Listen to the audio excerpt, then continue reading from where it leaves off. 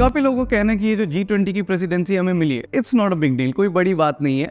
G20 में 20 member है, कभी ना कभी सबको मिलनी ही थी, क्योंकि रोटेशन बेस पे ये प्रेसिडेंसी मिलती है। अब देखो, इसमें एक बड़ी सिंपल सी चीज होती है, ट्रॉइका करके। इसमें हर बार 3 देशों का ग्रुप बनाया जाता है और उनको बारी बारी प्रेसिडेंसी दी जाती है। अब ये ट्रॉइका कोई बवाल चीज नहीं है, बड़ी सिंपल सी चीज है कि रशिया में ना एक रथ कह लो या गाड़ी कह लो, जिसमें 3 घोड़े होते हैं। वैसे ही 3 कंट्रीज, जैसे इस बार हमारा ग्रुप बना है इंडोनेशिया, इंडिया और ब्राजील का। 2022 में इंडोनेशिया के पास थी, फिर अभी हमारे पास है, अब हम ब्राजील को दे देंगे। अब बस मैं ये कह रहा हूँ कि अगर ये इतना इंपॉर्टेंट नहीं है, just another run of a mill event है, तो क्यों सब इसकी इतनी बात कर रहे हैं? क्यों पूरा वर्ल्ड मीडिया लगा हुआ है इसको कवर करने में? और क्यों ये जो लोग कह रहे हैं कि ये इंपॉर्टेंट नहीं है, वो इस पे वीडियो बना रहे हैं? शुरू से शुरू करते हैं। अब देखो, बड़ी सिंपल सी चीज है। G20 19 देश और एक यूरोपियन यूनियन से ये ग्रुप फॉर्म होता है। ये 85% of world GDP, 75% of global trade और 60% ऑफ वर्ल्ड पॉपुलेशन को रिप्रेजेंट करता है। ये पहली बार 1999 में फॉर्म हुआ था, जब एशियन इकोनॉमिकल क्राइसिस चल रही थी, और 2008 में इसकी पहली समिट हुई थी, जब पूरी ग्लोबल इकोनॉमिक क्राइसिस हो रही थी। अब उसके बाद धीरे धीरे सबको प्रेसिडेंसी मिलने लग गई रोटेशन बेस पे। अब जब ये स्टार्ट हुआ था, तब इसका एक ही ट्रैक था, फाइनेंशियल ट्रैक, और उस टाइम ये लोग यूजुअली इकोनॉमिक्स से रिलेटेड, फाइनेंस से रिलेटेड टॉपिक्स पर डिस्कशन करते थे और उसको सॉल्व करने की कोशिश करते थे, जैसे कि global economic growth, tax information exchange, financial regulatory reforms, financial inclusion, remittance across the world, fossil fuel subsidies, green finance and anti terrorism finance. अब क्योंकि धीरे धीरे टाइम बदलता गया और भी टॉपिक्स इनको चाहिए थे जिसपे ये डिस्कस कर सके, तो इन्होंने एक और ट्रैक बनाया, शेरपा ट्रैक। इसमें यूजुअली टॉपिक्स रहते हैं employment, climate change, agriculture and food security, anti corruption measures, UN sustainable development goals and improvement of health care. वैसे इंडिया ने इस साल एक और टॉपिक लिया है, बेसिकली ये जो हम डेवलप करते हैं हमारे शहर, तो आप देखो तो आप कहीं भी चले जाओ, सिंगापुर चले जाओ, न्यूयॉर्क चले जाओ, सारे एक जैसे लगते हैं, कुछ डिफरेंस नहीं है, same infrastructure, same building, same lighting. तो इंडिया का ये मानना है कि जो भी ये सारे मेजर शहर है ना, बड़े बड़े, इनको एक अलग पर्सनैलिटी दी जाए, इनको थोड़ा अलग डेवलप किया जाए। इनके जो इंफ्रास्ट्रक्चर है ना, इनका जो आर्किटेक्ट है, इसके थ्रू ना कल्चर और इसकी एक पर्सनैलिटी को बाहर लेके आया जाए।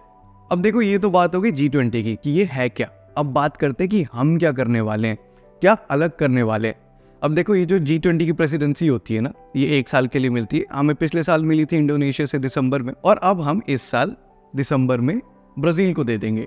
तो ये जो 1 साल का पीरियड है ना, इसमें बहुत सारे इवेंट होते हैं। यूजुअली 2, 3, 4 जगह पे ये इवेंट होते हैं, क्योंकि जो इसके लॉजिस्टिक्स है, जो सिक्योरिटी है, वो ईजिली मैनेज हो जाए और ज़्यादा कोई दिक्कत भी ना आए। बट हम इस बार 60 शहरों में सारे जो इवेंट है, इसको हम होस्ट कर रहे हैं, या कह लो कि ऑर्गेनाइज कर रहे हैं।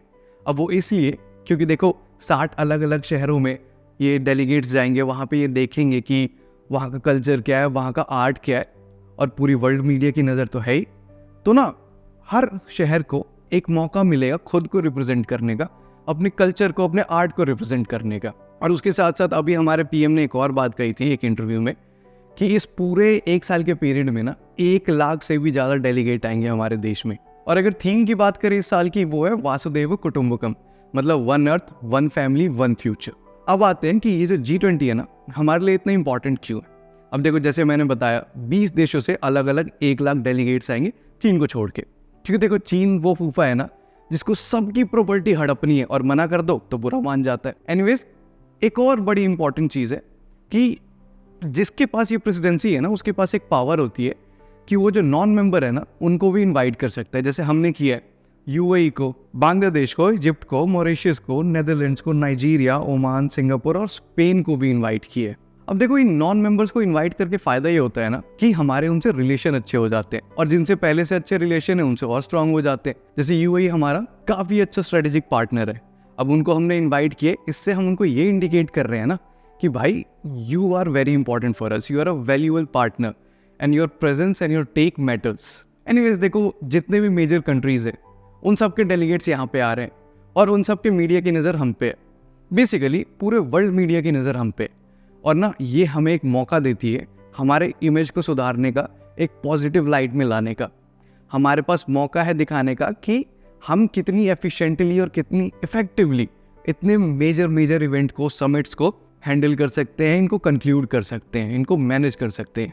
और ये इंपॉर्टेंट इसलिए है ना क्योंकि देखो कुछ भी अगर इंडिया में खराब होता है तो उसमें बाहर की मीडिया तो आ जाती है, वो रात के 1 बज रहे हो उठ के खड़ी हो जाएगी, भाई इंडिया में कुछ गड़बड़ हुआ है, आ जाओ दिखाएंगे। अब 2021 की बात ले लो, जब ये कोविड पीक पे था, हमारे यहाँ सिचुएशन काफ़ी ख़राब थी, ये लोग चालू हो गए थे कि देखो इंडिया में कैसे मिसमैनेजमेंट है, इनके पास अपने लोगों के लिए ऑक्सीजन नहीं है, चिता जलाने तक की जगह नहीं है। अब देखो ये सारी चीज़ें थी, नो डाउट, बट अगर उस टाइम तुम यूएस और यूके की सिचुएशन देखो ना, इससे भी ज़्यादा ख़राब थी। बट उन्हें तो हमारी गलतियाँ निकालनी है, उन्हें ये दिखाना है कि भाई हम इतने ख़राब है, क्योंकि ना हम आगे बढ़ रहे हैं, हमारी इकोनॉमी आगे बढ़ रही है, हम आज 5th लार्जेस्ट इकोनॉमी है and they do not like it. आज कुछ भी होता है ना, कहीं पे कोई कॉन्फ्लिक्ट होता है, सब हमारी तरफ देखते हैं कि इंडिया का क्या टेक है, ये किसकी तरफ है। आप रशिया यूक्रेन का वॉर ही देख लो, इसमें सबकी नज़र हमारी तरफ थी कि हम किसके लिए वोट करेंगे, क्या हम यूक्रेन की तरफ है, रशिया की तरफ है। और आज ये सिचुएशन है कि हम वेस्ट के अगेंस्ट जाके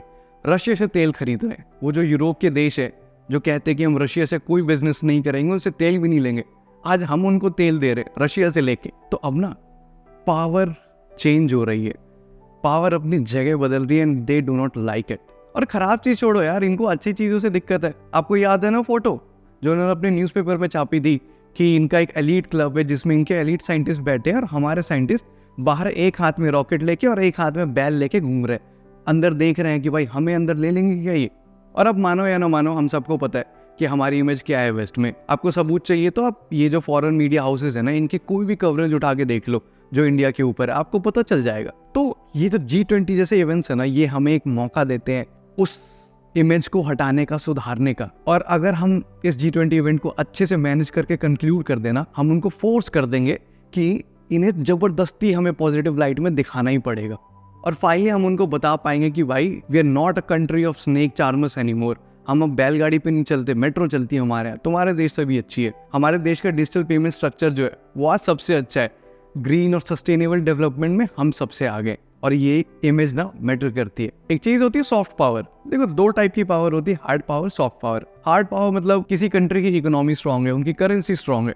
सॉफ्ट पावर मतलब उनकी इमेज कैसी है, दुनिया उस देश को परसीव कैसे करती है। यूएस का एग्जांपल देता हूँ। यूएस अभी भी बहुतों के लिए एक ड्रीम कंट्री है, लोग वहाँ पे जाके काम करना चाहते, रहना चाहते। बट अगर आप रियलिटी देखो, वो बिल्कुल भी ड्रीम ही नहीं है। वहाँ पे रेसिज्म है, गन वायलेंस है, अनएम्प्लॉयमेंट है, होमलेसनेस है, मेंटल हेल्थ, वहाँ पे इतने इश्यूज बढ़े हुए हैं, बट ड्रीम कंट्री है। इनफैक्ट मूवीज हम कहाँ के देखते हैं, अभी सबसे पहला फ्लेक्स क्या होता है किसी भी टीनेजर का कि ब्रो मैं तो इंग्लिश गाने सुनता हूँ, ब्रो मैं तो बस हॉलीवुड मूवी देखता हूँ। Soft power. जापान का एग्जांपल ले लो, जापान का जो एनिमे है, किसी को जापानीज आती हो ना आती हो, एनिमे सबको देखना है। होड़ लगी हुई है कि भाई सबसे अंडररेटेड एनिमे कौन देखता है। सबको वहाँ का कल्चर पसंद आता है कि कितना बढ़िया कल्चर है वहाँ पे, कितनी साफ सफाई है ना। वहाँ का खाना पसंद आता है लोगों को। बट रियलिटी अगेन बिल्कुल डिफरेंट है। वहाँ पे लोग इतना सुसाइड कर रहे हैं, वहाँ पे लोनलीनेस इतना है, आप मानोगे नहीं। वहाँ पे लोग फैमिली रेंट पे लेते हैं। बट सॉफ्ट पावर, एक इमेज अच्छी बनी हुई है। अब कुछ लोग बोलेंगे कि इमेज से फायदा क्या होता है, इससे देश को फायदा क्या हुआ, उसकी जीडीपी बढ़ी, वहां पे बिजनेस आया, क्या हुआ। बिल्कुल, अब देखो किसी देश की इमेज अच्छी है, वहां पे ना बिजनेस करना चाहती है कि वहां पे जाके हम बिजनेस करें, अपने मैन्युफैक्चरिंग हब खोले, वहां पे इन्वेस्टमेंट करती है क्योंकि उनको लगता है कि वहां पे ईजी होगा। अब जरूरी नहीं है कि वहां पे रूल्स एंड रेगुलेशन वैसे हो कि जो ईजी हो बिजनेस के लिए, बट इमेज बनी हुई है, इमेज बहुत जरूरी है। इसीलिए ये G20 इवेंट, ऐसे समिट्स हमारे लिए बहुत ज़रूरी है कि हम अपनी सॉफ्ट पावर बढ़ा पाए, अपनी इमेज अच्छी कर पाए, कि हमारे पास और इन्वेस्टमेंट आए, बिजनेस आए। अब मैं आपको एग्जांपल देता हूँ अपने देश का, इसी G20 इवेंट का। उदयपुर में एक इनका समिट हुआ था स्टार्टिंग में। वहाँ पे आप सब ने देखा होगा कि कैसे एक जर्मन के डेलीगेट थे, वो UPI से पे करके सब्जियाँ खरीद रहे थे।